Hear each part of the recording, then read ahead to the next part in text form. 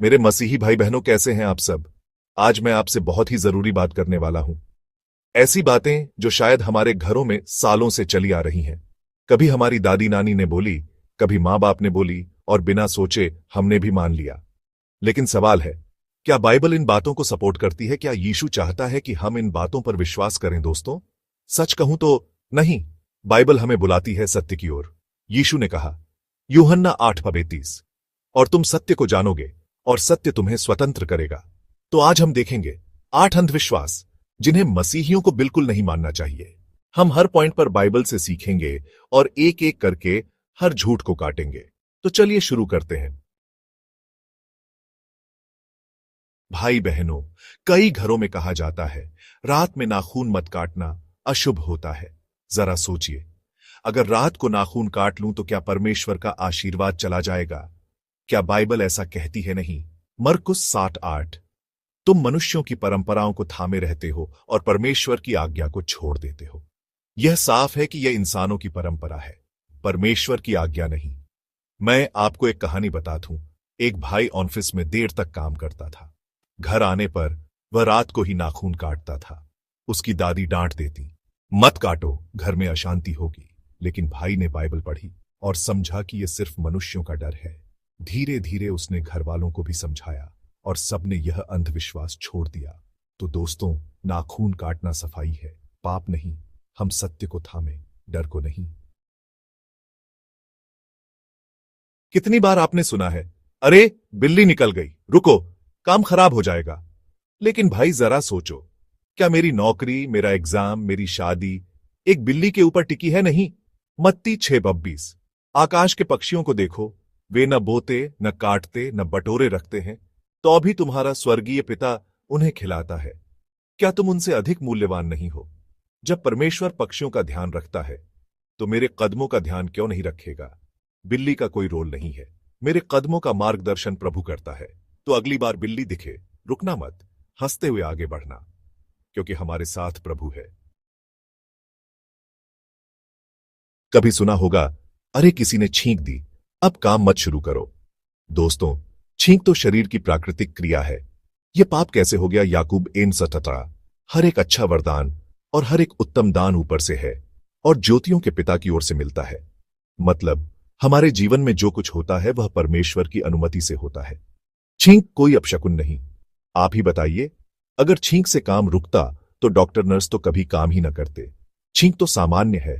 विश्वास हमें परमेश्वर में रखना है, न कि छींक में।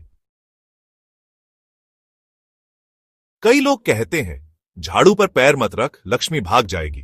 परमेश्वर के बच्चों, जरा सोचिए, क्या परमेश्वर की आशीष झाड़ू से बंधी है? भजन संहिता 24:1। पृथ्वी और जो कुछ उसमें है वह यहोवा का है। मतलब आशीर्वाद यहोवा का है, झाड़ू का नहीं। झाड़ू तो बस सफाई का साधन है। तो पैर लग भी जाए कोई फर्क नहीं, क्योंकि आशीर्वाद को कोई वस्तु रोक नहीं सकती। कितने दुकानों में आपने देखा होगा, दरवाजे पर नींबू मिर्च लटकाए रहते हैं। क्यों? क्योंकि लोग मानते हैं कि यह बुरी नजर से बचाएगा। पर बाइबल कहती है, भजन संहिता 121:7, यहोवा तुझे सब विपत्तियों से बचाएगा, वह तेरे प्राण की रक्षा करेगा। मतलब न नींबू हमें बचा सकता है, न मिर्च। बचाने वाला सिर्फ यहोवा है। तो चलो आज से मान लो, दरवाजे पर नींबू मिर्च की जगह प्रार्थना टांगे। कभी किसी ने कहा होगा, उल्लू बैठा है, अशुभ है, पर सच्चाई यह है, मत्ती 10:19, क्या 2 गौरैया एक पैसे में नहीं बिकती? फिर भी तुम्हारे पिता की इच्छा बिना उनमें से एक भी भूमि पर नहीं गिरती। मतलब न गौरैया गिरे बिना उसकी अनुमति, न उल्लू। तो उल्लू कोई खतरा नहीं। हमारे घर का भविष्य परमेश्वर के हाथ में है। यह तो बहुत सुनने को मिलता है, कुत्ता रोया, अब मौत होगी। लेकिन बाइबल कहती है, अय्यूब 14:5, मनुष्य की आयु की अवधि तेरे पास ठहराई हुई है। मतलब हमारी आयु परमेश्वर के हाथ में है। ना कुत्ते के रोने से मौत आएगी, ना उसके चुप होने से बचेगी। सब कुछ परमेश्वर की इच्छा में है। तो डरना छोड़ो, विश्वास करना सीखो। अंत में सबसे बड़ा अंधविश्वास, ग्रह नक्षत्र। कई लोग बोलते हैं, आज ग्रह खराब है, शादी मत कर। आज समय खराब है, नया काम मत शुरू कर। पर बाइबल चेतावनी देती है, यशायाह 47:13-14। जिन ज्योतिषियों पर तू भरोसा करती है वे तुझे बचा न सकेंगे। मतलब तारे हमें नहीं चलाते, हमारा जीवन तारे नहीं यीशु चलाते हैं। तुलना, ज्योतिष कहता है ग्रह बिगड़े तो सब बिगड़ेगा। बाइबल कहती है अगर प्रभु हमारे साथ है तो सब संवरेगा। तो फैसला आप करो, तारे मानोगे या तारों के बनाने वाले को। हमने देखा कि इस संसार में कितने सारे अंधविश्वास हैं जो हमें परमेश्वर से दूर ले जाते हैं, और हमने सीखा कि बाइबल हमें बार बार याद दिलाती है कि क्योंकि तुम सत्य को जानोगे और सत्य तुम्हें स्वतंत्र करेगा। यूहन्ना 8:32। अब चलते हैं चर्च के अंदर की कुछ गलत गतिविधियों की ओर। हां, यह थोड़ा भारी विषय है लेकिन जरूरी है, क्योंकि आज कई बार चर्च के भीतर भी ऐसी बातें और गतिविधियां हो रही हैं जिनका पवित्र आत्मा से कोई लेना देना नहीं है, पर लोग सोचते हैं यही आत्मिक अनुभव है। आइए एक एक करके 8 गतिविधियों को देखें। बहुत से चर्चों में देखा जाता है कि लोग प्रार्थना या हाथ रखने के बाद गिर जाते हैं, जमीन पर लौटते हैं। लोग मान लेते हैं कि यह पवित्र आत्मा का काम है। आइए एक वचन को पढ़ते हैं, 1 कुरिन्थियों 14:33। क्योंकि परमेश्वर अव्यवस्था का नहीं परंतु मेल का परमेश्वर है। भाई बहनों, क्या आप देख रहे हैं, परमेश्वर कभी अव्यवस्था में काम नहीं करता। पवित्र आत्मा जब काम करता है तो उसमें शांति, संयम और मेल होता है। गिरना, चिल्लाना, शरीर को काबू से बाहर करना, यह आत्मा का फल नहीं है।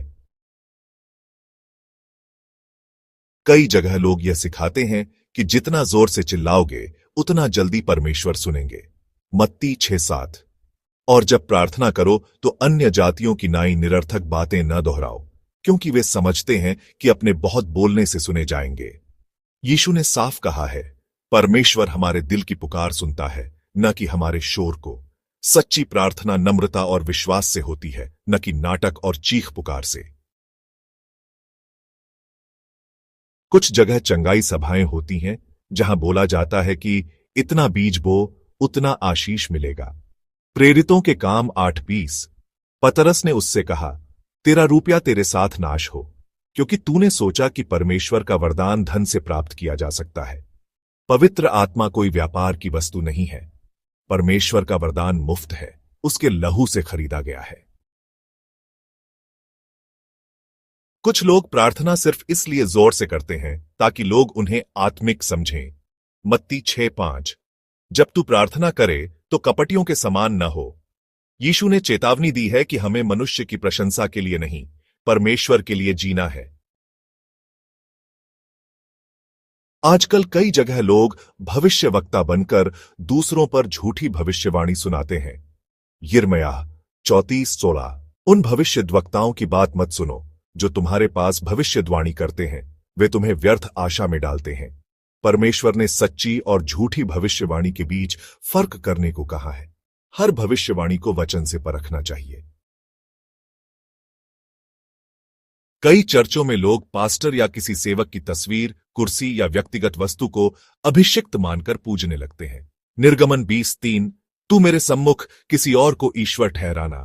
मसीही विश्वास का केंद्र केवल यीशु मसीह है, न कि कोई मनुष्य। कई बार लोग सोचते हैं कि अगर आंखों में आंसू आ गए, शरीर कांप गया, तो यह आत्मा का अनुभव है, लेकिन बाइबल कहती है गलातियों 5:22-23, पर आत्मा का फल प्रेम, आनंद, मेल, धीरज, कृपा, भलाई, विश्वास, नम्रता और संयम है। पवित्र आत्मा का काम हमेशा चरित्र में दिखता है, न कि केवल भावनाओं में। कई जगह चर्च सिर्फ पैसे कमाने और शोहरत का स्थान बन गया है। यूहन्ना 2:16। यीशु ने कहा, इनको यहां से निकाल दो, मेरे पिता के घर को व्यापार का घर न बनाओ। चर्च परमेश्वर की आराधना का स्थान है, कोई बाजार नहीं। भाई बहनों, आज पहले हमने देखा 8 अंधविश्वास और अब हमने देखा 8 चर्च की गलत गतिविधियां। साफ है कि चाहे दुनिया के अंधविश्वास हो या चर्च के अंधविश्वासी कार्य, दोनों ही हमें यीशु से दूर ले जाते हैं। इब्रानियों 12:2। और विश्वास के कर्ता और सिद्ध करने वाले यीशु की ओर ताकते रहे। इसलिए हमारा ध्यान सिर्फ यीशु पर होना चाहिए, न अंधविश्वास, न झूठी गतिविधियां, न दिखावा, केवल और केवल यीशु मसीह पर। और इस वीडियो का संदेश यही है, सत्य को जानो, झूठ से बचो और अपने जीवन में केवल मसीह को राजा बनाओ। अगर आप चैनल पर पहली बार आए हो तो चैनल को जरूर सब्सक्राइब करें, वीडियो को जरूर लाइक करें और एक कमेंट जरूर करें। आपके मन में कोई भी डाउट हो हमें कमेंट जरूर करें, हम उसका जवाब आपको जरूर देंगे। प्रभु आपको आशीष दे। आमीन।